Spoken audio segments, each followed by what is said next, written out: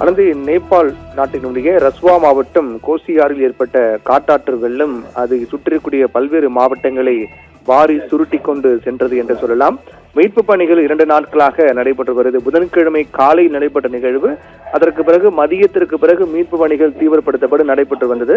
தற்போது இந்த மீட்பு பணியின் போது நடந்த ஒரு நிகழ்வு தொடர்பான வீடியோ காட்சிகள் வெளியாக இருக்கின்றது.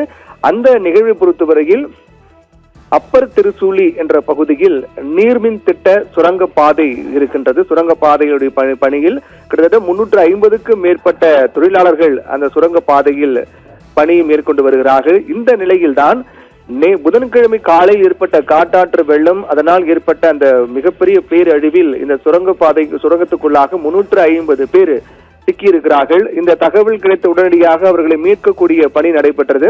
புதன்கிழமை அன்றே இந்த நிகழ்வு நடைபெற்றாலும் கூட அப்போது முதல் அவர்களை மீட்க முடியாத ஒரு நிலை ஏற்பட்டது. 2 நாட்களாக அந்த சுரங்கத்துக்குள்ளேயே 350 தொழிலாளர்களும் சிக்கியிருந்தார்கள். அதற்கு பிறகு இப்போ சற்று நேரத்துக்கு முன்னர் சென்ற நேபாள ராணுவம் ஹெலிகாப்டர் மூலமாக அந்த இடத்தை கண்டறிந்து அங்கு சென்று மீட்பு பணியை மேற்கொண்டார்கள். அப்போது நாம் இந்த வீடியோவில் பார்க்கலாம். அந்த மீட்பு பணி என்பது மிகவும் சவாலான ஒரு பணிதான். ஏன்னா ராணுவ வீரர்கள் அந்த ஹெலிகாப்டர் மூலமாக கீழே இறங்கி அவர்கள் நடந்து செல்ல முடியவில்லை. அவர்கள் நடந்து சென்றால் அந்த புதைக்குழி போன்று அந்த சகதிகள் படிந்திருக்கக்கூடிய காரணத்தால் மீட்க முடியாத ஒரு நிலை என்பதும், அதே போன்று மீட்க சென்றக்கூடிய ராணுவ வீரர்களுக்கு ஒரு சவாலான ஒரு சூழலும் ஏற்படுத்தும். அதன் காரணமாக அதனுடைய தீவிரத்தன்மை எப்படி இருக்கிறது என்பதை கண்டறிவதற்காக முதலில் ராணுவ வீரர்கள் தவழ்ந்து செல்கிறார்கள்.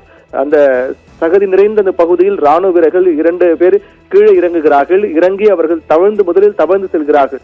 தவழ்ந்து சென்று உள்ளே இருக்கக்கூடிய தொழிலாளர்களை பார்க்கிறார்கள். அவர்களை மீட்கக்கூடிய பணியை ஒவ்வொருவராக அழைத்துக் கொண்டு அவர்களை தூக்கி கொண்டும், அதே போன்று அதனுடைய தீவிரத்தன்மை எங்கெல்லாம் சகதி அதிகமாக இருக்கிறது, எங்கெல்லாம் கொஞ்சம் வலுவாக இருக்கிறது என்பதெல்லாம் கண்டறிந்து அதற்கு பிறகு தவழ்ந்து உள்ளே சென்று தொழிலாளர்களை மீட்டு, அதற்கு பிறகு சில தொழிலாளர்களை இழுத்து கொண்டும் சில பேர் தூக்கி கொண்டும் வந்து அதற்கு பிறகு பாதுகாப்பாக ஹெலிகாப்டரில் ஏற்றுகிறார்கள். இந்த மீட்பு பணியில் 350 தொழிலாளர்கள் மீட்கப்பட்டிருக்கிறார்கள். இது நேபாள ராணுவத்தினுடைய மிகப்பெரிய ஒரு பணியாக தான் பாராட்டத்தகுந்த ஒரு பணியாக தான் பார்க்கப்படுகிறது.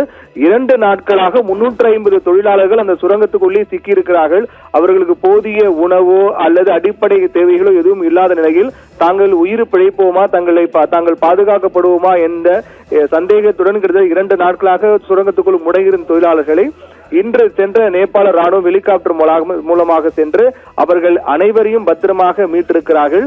இந்த சுரங்கப்பாதை பொறுத்தவரையில் அப்பர் திருசூலி என்ற பகுதியில் உயரமான இடத்தில் இருக்கிறது. அதன் காரணமாக தான் இந்த சுரங்கப்பாதையில் இருக்கக்கூடிய தொழிலாளர்கள் பாதுகாப்பாக இருந்திருக்கிறார்கள். மிகப்பெரிய ஒரு சேதம் ஏற்பட்டிருந்தாலும் கூட இது சற்று உயரமான இடத்தில் இருந்த காரணத்தால் இந்த சுரங்கப்பாதை முழுவதுமாக மூடவில்லை. அதனால இந்த சுரங்கப்பாதையில் இருப்பவர்கள் உயிர் தப்பி இருக்கிறார்கள்.